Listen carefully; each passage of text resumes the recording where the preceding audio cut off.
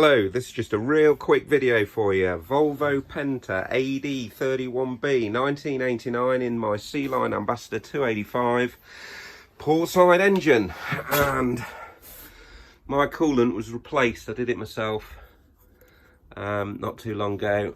I can't see any mayo, nothing to worry about in there at all. It's not getting hot, but when this engine is running, there are a few bubbles who come up through that come up through the header tank. So I am adding some HOLTS coolant system leak repair. Also does the blocks. And how do you do it? Well, this is how I do it.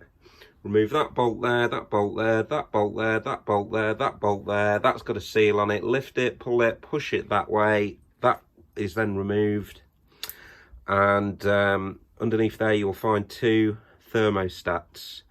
Lift one of them out, add the HOLTS coolant repair underneath the thermostat, put the thermostat in, put it all back on, run the engine to warm, give it a good half-hour run, and that is how I do that job.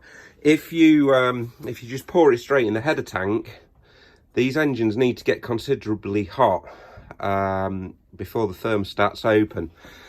Some of them at 90 degrees Celsius.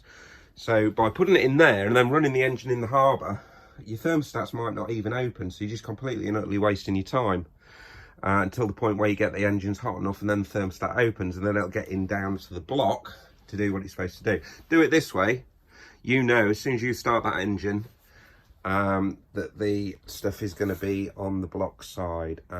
Hopefully someone somewhere in the world looked at this video and went, oh my god, that is exactly what I need to do, because I've had that happen loads of times, which I'm appreciative of.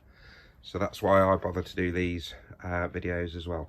That's it. Have a nice day.